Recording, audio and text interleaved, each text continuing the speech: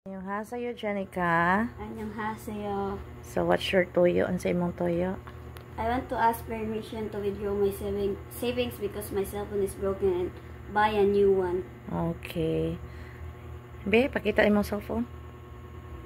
Nabuak na siya. Okay. Janica asking for permission to withdraw her savings because she want to buy a new cell phone. Because the old one, we tried to fix it, but then motherboard also was broken and mahal na siya, no, ang bayad. So it's better to buy a new one. Okay, so we kuan ha, paabot ta sa permission kung musugot na ha, then andi sarta magpalit og bago. Okay, bye.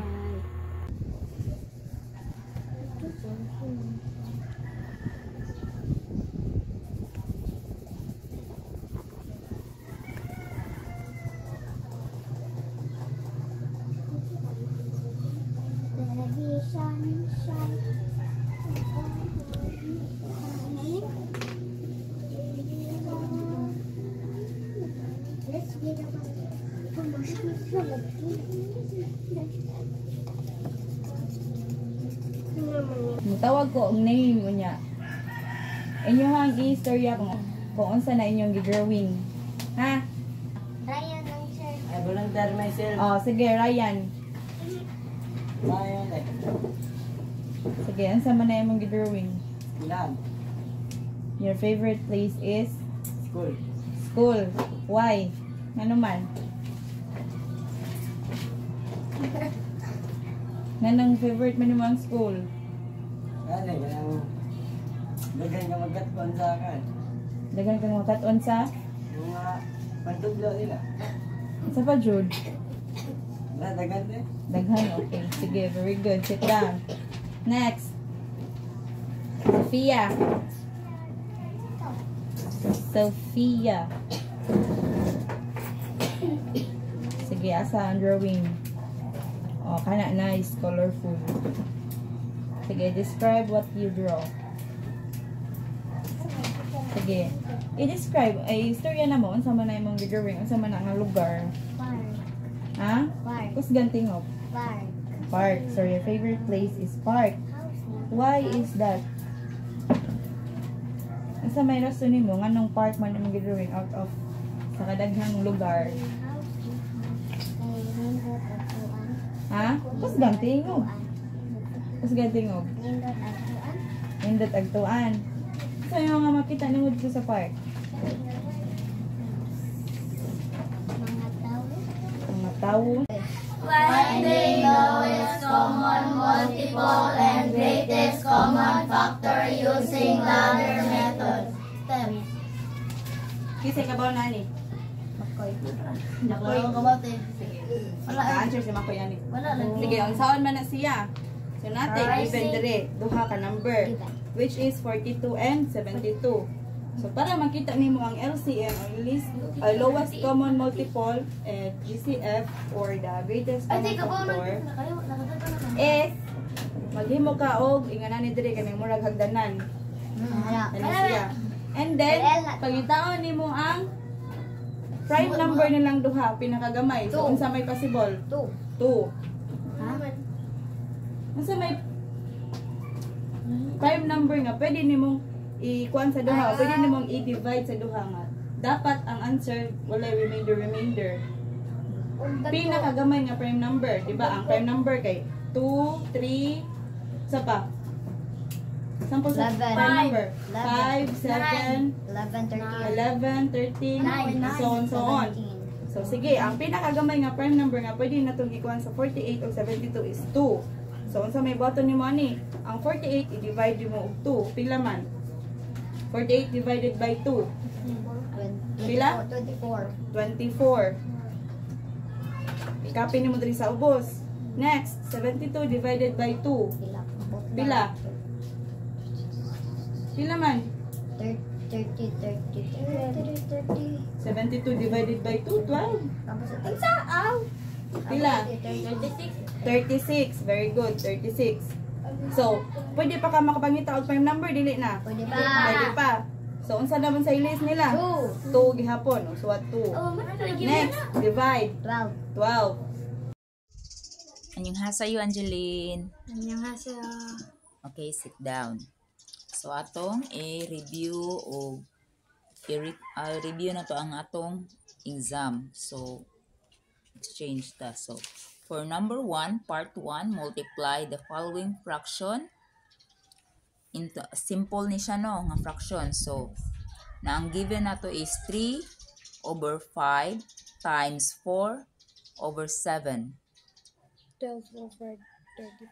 Okay, very good. 12/35. So, number 2. 2/3 times 5/6. 5/9. 5/9 kay atong nga simplified kay if necessary simplified man siya, di ba? So, for number 3, we have 7/8 times 1/2. 7/16. Okay, 7/16. So, ari na punta sa part 2, which is multiply the following mixed number. Then, convert the mixed number to improper. So, we have number 1, 1 1/2 times 2 1/3. 21/6. 21/6. So, masimplified siya, dili. Yes. So, masimplified siya by 3. 3. Okay, so, ang answer na ito ani kay mahimo ng 3 1/2. Kay 21/6 divided by 3, mahimo siyang 7/2. Which is, ato siyang i-convert og mixed number, ang improper number. So, mahimo na siyang 3 1/2. Kuha? Annyeonghaseyo, students. 안녕하세요. Okay, let's answer our quiz. You are going go to the board and explain your answer. Go first, Aliyah.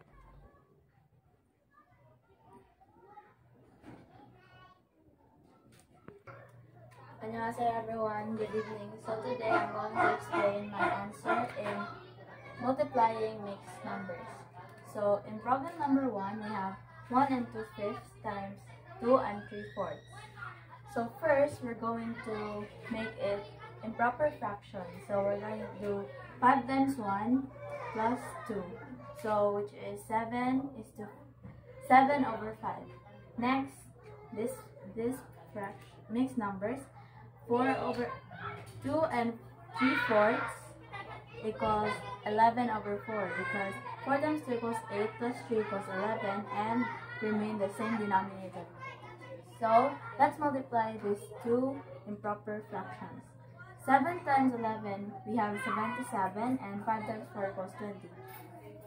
Since this fraction is improper, we have to divide it to make it into a mixed number again. 77 divided by 20, we have 3, and 3 times 20 equals 60. Remainder 7. So therefore, our answer is 3 17/20. Now let's move on to our problem number 2. We have 3 1/6 times 4 2/3. So the first thing we're gonna do, we're gonna apply